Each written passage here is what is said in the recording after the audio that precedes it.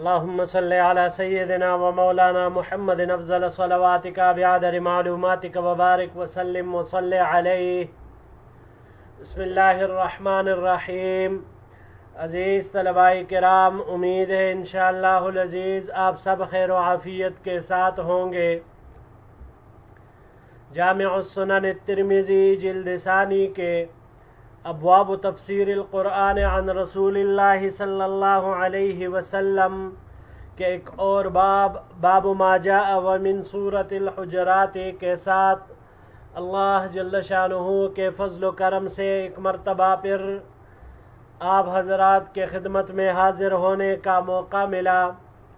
بحمد اللہ تعالی. عزیز طلباء کرام، آج ہمارا سبق نمبر 422 ہے. تو بڑھتے ہیں اپنے سبق کی طرف.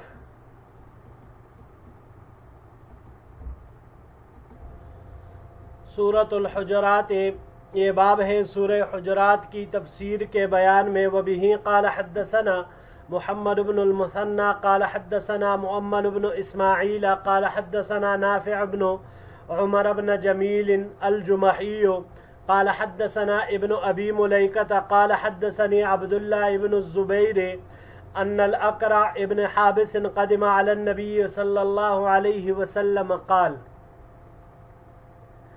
ہمیں روایت کی محمد بن المثنى نے، انہوں نے روایت کی مؤمل ابن اسماعیل سے، انہوں نے نافع ابن عمر ابن جمیل سے، انہوں نے کہا کہ ہمیں روایت کی ابن ابو ملیکہ نے کہا ہمیں روایت کی عبداللہ ابن زبیر رضی اللہ تعالی عنہ نے کہ اقرع ابن حابس رضی اللہ تعالی عنہ حضور نبی کریم صلی اللہ علیہ وسلم کی خدمت میں حاضر ہوئے. فقال ابو بکر، تو حضرت ابو بکر رضی اللہ تعالی عنہ نے فرمایا یا رسول اللہ استعملہ علی قومہ. فقال عمر لا تستعملہ یا رسول اللہ. حضرت ابو بکر صدیق رضی اللہ تعالی عنہ نے فرمایا کہ یا رسول اللہ ان کو ان کے قوم کا امیر بنا دیں. تو حضرت عمر رضی اللہ تعالی عنہ نے کہا یا رسول اللہ ان کو امیر نہ بنائے. فتکلما عند النبی صلی اللہ علیہ وسلم حتی ارتفعت اصواتہما. فقال ابو بکر لعمر ما اردت الا خلافی. فقال عمر ما اردت خلافک. پس دونوں حضرات نبی کریم صلی اللہ علیہ وسلم کے سامنے ان کی گفتگو ہوئی، یہاں تک کہ دونوں کی آوازیں بلند ہو گئی. بس حضرت ابو بکر رضی اللہ عنہ نے عمر رضی اللہ تعالی عنہ سے کہا کہ آپ کا ارادہ تو بس مجھ سے اختلاف کرنا ہے. حضرت عمر نے کہا کہ میرا ارادہ آپ سے اختلاف کرنے کا نہیں، بلکہ جو میں نے بات مناسب سمجھی میں نے پیش کی. قال فنزلت هذه الآیہ، تو یہ آیت کریمہ اس وقت نازل ہوئی یا ایھا الذین آمنوا لا ترفعوا اصواتکم فوق صوت النبی. قال، راوی کہتے ہیں وَكَانَ عُمَرُ بَعْدَ ذَلِكَ إِذَا تَكَلَّمَ عِنْدَ النَّبِيِّ صلی اللہ علیہ وسلم لم يسمع كلامه حتى يستفهمه. حضرت عمر رضی اللہ تعالی عنہ اس آیت کے نزول کے بعد جب آپ صلی اللہ علیہ وسلم کے سامنے بات کرتے تو اپنی بات نہیں سناتے تھے، یہاں تک کہ ان سے دریافت کرنا پڑتا تھا. یعنی اتنی آہستہ آواز میں بات کرتے تھے کہ سمجھ ہی نہیں آتی کہ کیا کہہ رہے. قال وما ذکر ابن الزبیر جدہ یعنی ابا بکر، اور عبداللہ ابن زبیر نے اپنے نانا حضرت ابو بکر رضی اللہ تعالی عنہ کا تذکرہ نہیں کیا، یعنی کہ نزول آیت کے بعد ان کا کیا حال ہوا تھا. هذا حدیث غریب حسن، یہ حدیث غریب حسن ہے. وقد رواہ بعضهم عن ابن ابی ملیکۃ مرسلا ولم یذکر فیہ عن عبداللہ ابن الزبیر. بعض حضرات نے اس کو ابن ابو ملیکہ سے مرسلا نقل کیا ہے اور اس میں عبداللہ ابن الزبیر کا واسطہ اور ذکر نہیں کیا. جی عزیز طلباء کرام، سورہ حجرات کی آیت نمبر 2 یا ایھا الذین آمنوا لا ترفعوا اصواتکم فوق صوت النبی. یہ آیت کریمہ اس کے شان نزول کے بارے میں یہاں پر یہ روایت ذکر ہوئی جو عبداللہ ابن زبیر رضی اللہ تعالی عنہ نے ذکر فرمائی یہ زبیر ابن العوام رضی اللہ تعالی عنہ کے بیٹے ہیں، اور ان کے نکاح میں ابو بکر صدیق رضی اللہ تعالی عنہ کے بڑی بیٹی حضرت اسماء رضی اللہ تعالی عنہا ان کے نکاح میں تھی۔ یہاں پر یہ بات یاد رکھیے گا عزیز طلباء کرام کہ یہ روایت جو امام ترمذی رحمہ اللہ نے ذکر کی ہے یہ ٹھیک نہیں ہے۔ وجہ اس کی یہ ہے کہ یہ جو راوی ہے محمد بن اسماعیل، اس کا حافظہ خراب تھا۔ یہ روایت بخاری شریف میں ذکر ہے، مگر وہ اس طرح ہے کہ بنو تمیم کا ایک قافلہ نبی کریم صلی اللہ علیہ وسلم کے پاس آیا تو ابو بکر رضی اللہ تعالیٰ عنہ نے کہا کہ قعقاع ابن معبد کو امیر بنائے، اور حضرت عمر رضی اللہ تعالیٰ عنہ اقرع ابن حابس رضی اللہ تعالیٰ عنہ کے بارے میں کہہ رہے تھے۔ اور بخاری شریف کی روایت میں ہے کہ اس آیت کے نزول کے بعد ابو بکر رضی اللہ تعالی عنہ کا حال یہ ہو گیا تھا کہ وہ بالکل چپکے سے بات کیا کرتے تھے۔ یہاں پر صرف عمر رضی اللہ تعالیٰ عنہ کا ذکر ہوا تو اس لیے یہ روایت صحیح نہیں ہے۔ بڑھتے ہیں جی اگلی روایت کی طرف۔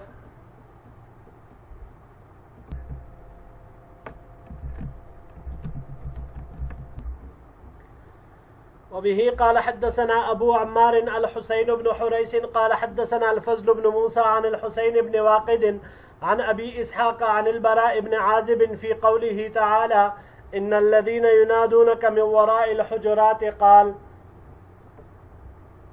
ہمیں روایت کی ابو عمار حسین بن حریث نے، انہوں نے روایت کی فضل بن موسیٰ سے، انہوں نے حسین بن واقد سے، انہوں نے ابو اسحاق سے، انہوں نے براء بن عازب رضی اللہ تعالی عنہ سے اللہ جل شانہ کے اس ارشاد کے بارے میں قال قام رجل فقال یا رسول اللہ ان حمدی زین وان ذمی شین فقال النبی صلی اللہ علیہ وسلم ذاک اللہ عز وجل۔ ایک شخص کھڑا ہوا اور حضور نبی کریم صلی اللہ علیہ وسلم کے گھر کے باہر زور زور سے پکارنے لگا، محمد باہر نکلیے، محمد صلی اللہ علیہ وسلم باہر نکلیے۔ جب آپ علیہ السلام تشریف لائے تو عرض کیا کہ میرا تعریف کرنا مزین کرتا ہے اور میرا برائی کرنا عیبدار کرتا ہے۔ تو حضور نبی کریم صلی اللہ علیہ وسلم نے ارشاد فرمایا کہ یہ اللہ کی شان ہے۔ ھذا حدیث حسن غریب، یہ حدیث حسن غریب ہے۔ عزیز طلباء کرام، سورہ حجرات کی آیت نمبر 4 اور 5 ان الذین ینادونک من وراء الحجرات، اور یہ بنو تمیم کا جو وفد آپ صلی اللہ علیہ وسلم کی خدمت میں حاضر ہوا تھا 70 آدمیوں پر مشتمل تھا۔ تو دوپہر کے وقت یہ مدینہ منورہ پہنچا۔ اس وقت آپ علیہ السلام گھر میں آرام فرماتے تو اقرع ابن حابس رضی اللہ تعالی عنہ نے زور زور سے آپ علیہ السلام کو پکارنا شروع کیا، تو یہ حدیث اس کے بارے میں ہے۔ بڑھتے ہیں جی اگلے سلائیڈ کی طرف۔ وبه قال حدثنا عبد الله بن اسحاق الجوهري البصري قال حدثنا ابو زيد صاحب الهروي عن شعبة عن داود بن ابي هند قال سمعت الشعبي يحدث عن ابي جبيرة بن الضحاك قال كان الرجل منا يكون له اسمان والثلاثة فيدعى ببعضها فعسى أن يكرهه قال فنزلت هذه الآية ولا تنابزوا بالألقاب۔ ہمیں روایت کی عبداللہ ابن اسحاق الجوہری بصری نے، انہوں نے روایت کی ابو زید صاحب الہروی سے، انہوں نے شعبہ سے، انہوں نے داود ابن ابو ہند سے، انہوں نے کہا کہ میں نے شعبی سے سنا کہ وہ ابو جبیرہ ابن الضحاک سے روایت بیان کرتے ہوئے فرما رہے تھے کہ جب حضور نبی کریم صلی اللہ علیہ وسلم مدینہ منورہ تشریف لائے تو ہم میں سے ہر ایک کے 2 3 نام تھے، بعض کے ذریعے سے بعض بلائے جاتے تھے، تو بعض اوقات کوئی نام تحقیر کے لیے ہوتا، برا ہوتا تھا تو اس کے بلانے سے برا مان جاتے تھے۔ تو یہ آیت کریمہ نازل ہوئی وَلَا تَنَابَزُوا بِالْأَلْقَابِ۔ کہ ایک دوسرے کو برے ناموں سے نہ پکارا کرو. ھذا حدیث حسن صحیح، یہ حدیث حسن صحیح ہے. حدثنا ابو سلمة یحییٰ ابن حلف قال حدثنا بشر بن المفضل عن داود بن ابی ہند عن الشعبی عن ابی جبیرة بن الضحاک نحوه، وابو جبیرة بن الضحاک هو اخو ثابت بن الضحاک الانصاری ہے. ابو جبیرہ ابن ضحاک یہ ثابت ابن الضحاک الانصاری کے بھائی ہیں. وبه قال حدثنا عبد بن حميد قال حدثنا عثمان بن عمر عن المستمر بن الريان عن أبي نزرة قال قرأ أبو سعيد الخدري واعلموا أن فيكم رسول الله لو يطيعكم في كثير من الأمر لعنتم. قال ہمیں روایت کی عبد بن حمید نے، انہوں نے روایت کی عثمان ابن عمر سے، انہوں نے مستمر ابن الریان سے، انہوں نے ابو نضرہ سے. ابو نضرہ نے کہا کہ ابو سعید خدری رضی اللہ تعالیٰ عنہ نے یہ آیت کریمہ تلاوت فرمائی اور فرمایا ھذا نبیکم یوحیٰ الیہ وخیار ائمتکم لو اطاعہم فی کثیر من الامر لعنتوا فکیف بکم اليوم. ابو سعید خدری رضی اللہ تعالیٰ عنہ نے فرمایا کہ یہ تمہارے نبی ہے، ان کے پاس وحی آتی ہے اور یہ تمہارے بہترین پیشوا ہے. اگر حضور نبی کریم صلی اللہ علیہ وسلم بہت سے معاملات میں صحابہ کرام کی پیروی کرتے تو ان کو ضرور ضرر پہنچتا. فکیف بکم اليوم، تو یہ ابو سعید خدری رضی اللہ تعالیٰ عنہ جس وقت یہ بیان فرما رہے تھے تو اس وقت ان کے سامنے تابعین تھے، تو تابعین کو فرمایا کہ پس آج تمہارا پھر کیا حال ہوتا، یعنی تمہیں تو ضرور حضور نبی کریم صلی اللہ علیہ وسلم کی پیروی کرنی چاہیے ورنہ تم سخت ضرر سے دوچار ہو جاؤ گے. ھذا حدیث غریب حسن صحیح، یہ حدیث غریب حسن صحیح ہے. قال علی بن المدینی سألت یحییٰ بن سعید القطان عن المستمر بن الریان فقال ثقۃ. علی بن المدینی فرماتے ہیں کہ میں نے یحییٰ بن سعید القطان سے مستمر بن الریان کے بارے میں پوچھا تو انہوں نے فرمایا کہ یہ ثقہ راوی ہے. جی عزیز طلباء کرام، پہلی روایت اسلائیڈ کی وہ برے القابات سے، برے ناموں سے نہ پکارنے کے بارے میں ہے. یہ معاشرتی تعلقات کو خراب کرتے ہیں. اور سورہ حجرات میں حضور نبی کریم صلی اللہ علیہ وسلم کے حقوق اور آداب کا بیان ہے، تو اسی طرح پھر عام مسلمانوں کے حقوق اور آداب اور ان کے معاشرت کا بھی ذکر ہے. تو ان میں سے یہ بھی ہے کہ وَلَا تَنَابَزُوا بِالْأَلْقَابِ، کہ برے ناموں سے کسی کو بھی نہ پکارا کرو، خاص کر تحقیر اور توہین کے لیے جو ہو. ہاں اگر تحقیر اور توہین کے لیے نہ ہو اور وہ ایسا نام ہو کہ جس سے وہ شخص مشہور ہو گیا ہو اور انسان صرف معرفت کے لیے ذکر کرنا چاہے، تعریف کے لیے، پہچاننے کے لیے، تو پھر اس میں کوئی حرج نہیں. جیسے راویوں میں ایک ہے عبد الرحمن اعرج، اعرج لنگڑے کو کہا جاتا ہے. تو اب یہ اعرج ان کی معرفت کے لیے ہے، نہ کہ ان کی تحقیر کے لیے. دوسری جو روایت یہاں پر ذکر ہوئی تو اس سے یہ معلوم ہوا کہ قرآن اور حدیث کی پیروی یہ بہتر ہے کئی ہزار گنا اس بات سے کہ انسان اپنے رائے پر عمل کرے. یعنی ہر حال میں قرآن اور حدیث کی پیروی کرنا بہتر ہے بجائے یہ کہ انسان اپنے رائے کے اوپر وہ چلے، اس سے یہ بات اس کے لیے بہتر ہے. حضرت ابو سعید خدری رضی اللہ تعالی عنہ یہ بات اس وقت فرما رہے تھے جب ان کے سامنے تابعین موجود تھے. کہا کہ صحابہ کرام کے بارے میں یہ آیت آئی تھی وَاعْلَمُوا أَنَّ فِيكُمْ رَسُولَ اللَّهِ لَوْ يُطِيعُكُمْ فِي كَثِيرٍ مِّنَ الْأَمْرِ لَعَنِتُّمْ. تو جب ان کے بارے میں یہ حکم تھا تو تم لوگوں کو تو ضرور حل حال میں قرآن کریم کی پیروی کرنی چاہیے. آخری سلائیڈ کی طرف بڑھتے ہیں جی. وبه قال حدثنا علي بن حجر قال حدثنا عبد الله بن جابر قال حدثنا عبد الله بن دينار عن ابن عمر.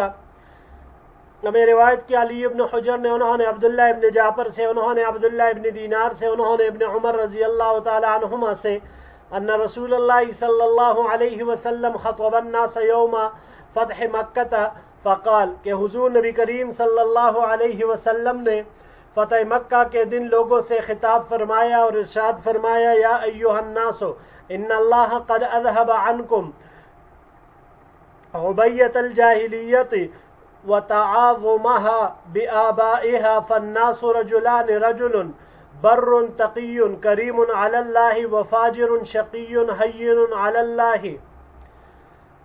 اے لوگو، اللہ تعالیٰ نے تم سے جاہلیت کی نخوت دور کر دی اور جاہلیت کا آباء و اجداد پر اترانا دور کر دیا۔ پس لوگ اب دو طرح کے ہیں، ایک نیک پرہیزگار اور اللہ کے نزدیک معزز لوگ، دوسرے بدکار بدبخت اور اللہ کے نزدیک ذلیل لوگ۔ والناس بنو آدم وخلق اللہ آدم من التراب قال اللہ یا ایھا الناس انا خلقناکم من ذکر وانثى وجعلناکم شعوبا وقبائل لتعارفوا ان اکرمکم عند اللہ اتقاکم ان اللہ علیم خبیر۔ اور سب انسان آدم علیہ السلام کی اولاد ہے، اور آدم علیہ السلام کو اللہ نے مٹی سے پیدا کیا۔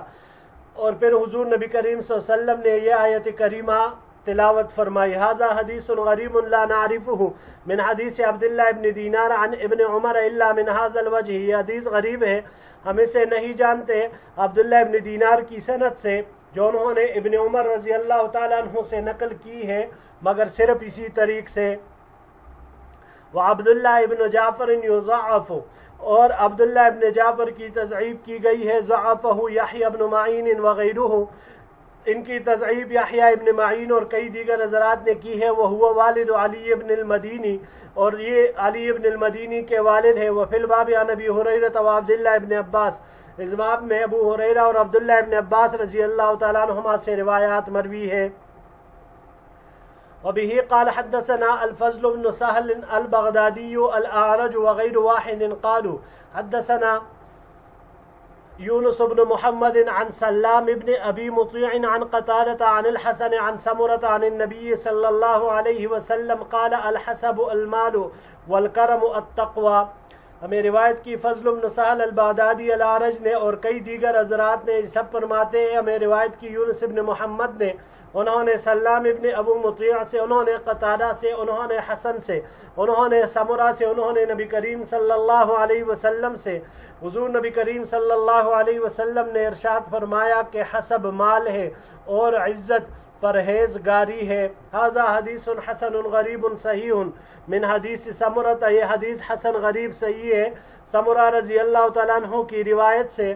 لا نعرفہ الا من حدیث سلام ابن ابی مطیع، ہم اس کو نہیں جانتے مگر صرف سلام ابن ابی مطیع کی روایت کے طریق سے۔ جی عزیز طلباء کرام، سورہ حجرات کی آیت نمبر 13 یہ بھی آداب معاشرت کے ساتھ تعلق رکھتی ہے۔ یا ایھا الناس انا خلقناکم من ذکر و انثی، کہ اے لوگو ہم نے تم کو ایک مرد اور عورت سے پیدا کیا، پھر تم کو مختلف قومیں اور مختلف خاندان بنایا کہ تم ایک دوسرے کو پہچانو۔ بے شک تم میں سے سب سے زیادہ معزز وہ شخص ہے جو سب سے زیادہ پرہیزگار ہے۔ تو لہٰذا انسانی مساوات کا تقاضا یہ ہے کہ کوئی انسان دوسرے کو کمتر اور ذلیل نہ سمجھے، اپنے نسب اور خاندان پر نہ اترائے، کیونکہ ظاہر سی بات ہے معاشرے میں جب تفاخر والا ماحول پیدا ہوتا ہے تو اس سے نفرت اور عداوت کی فضا بنتی ہے جو معاشرے کی فساد کی وجہ بن جاتی ہے۔ تو یہاں پر یہ جو روایتیں دونوں ذکر ہوئی ان میں بھی اسی معاشرتی مساوات کی تعلیم حضور نبی کریم صلی اللہ علیہ وسلم نے ارشاد فرمائی۔ جی عزیز طلباء کرام، یہی تک ہمارا آج کا سبق تھا۔ انشاءاللہ العزیز زندگی رہی تو اگلے درس میں ایک نئے باب کے ساتھ پھر آپ کی خدمت میں حاضر ہوں گے۔ السلام علیکم ورحمۃ اللہ وبرکاتہ۔